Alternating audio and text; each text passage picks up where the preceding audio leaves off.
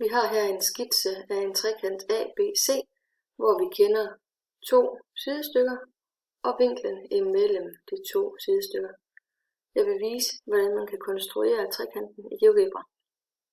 Det første man skal, det er at gå op og vælge linjestykket med given længde. Og så kan jeg tegne linjen AB, eller konstruere længden AB, og den er 5. Om punktet C ved jeg, at det ligger 6 væk fra punktet A.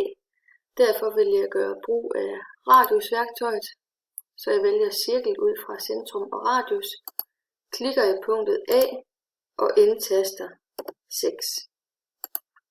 Et eller andet sted på den her cirkel, der ligger punktet C. Jeg ved, at vinkel A den er 70 grader, så jeg går op og vælger vinkel med given størrelse og klikker først på B og dernæst på A, og så indtaster jeg, ja, det står faktisk allerede, 70 grader, vælger mod uret og OK, og så får jeg min vinkel A. Der er et hjælpepunkt her, det får jeg brug for nu, fordi jeg vil op og lige gøre brug af en halvlinje, så jeg kan forbinde vinkel A her med det her punkt. Sådan der. Nu har jeg min vinkel A, linjestykket AB, og lige præcis her, hvor halvlinjen og cirklen skærer hinanden, der ligger punkt C. Og for at få det præcist, går jeg op under skæringsværktøjet, klikker på hjælpelinjen og cirklen, og der kommer mit punkt C.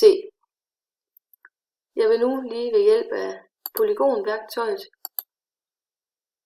få trekanten tegnet op her, starter i punkt A, kører mod uret videre til punkt B, C og lukker i A.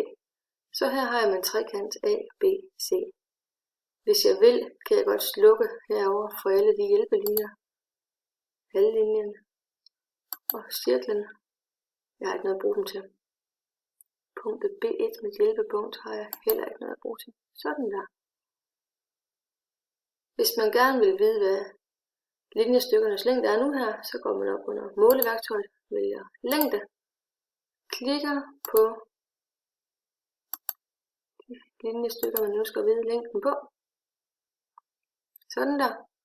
Hvis man gerne vil vide vinklerne, så kan man igen gå op under måleværktøjet her, vælge vinkel. Og fordi jeg har brugt polygonværktøjet, der er optegnet trekanten her, så kan jeg bare klikke et tilfældigt sted i trekanten. Det gør jeg her. Så får jeg vinklerne på de tre vinkelstørrelserne på de tre vinkler. Det er lidt svært at se, hvad der står her, så man kan lige gå op under flyt og lige rykke dem lidt ud. Og nu rykker vi hele billedet, det var ikke meningen. Sådan der.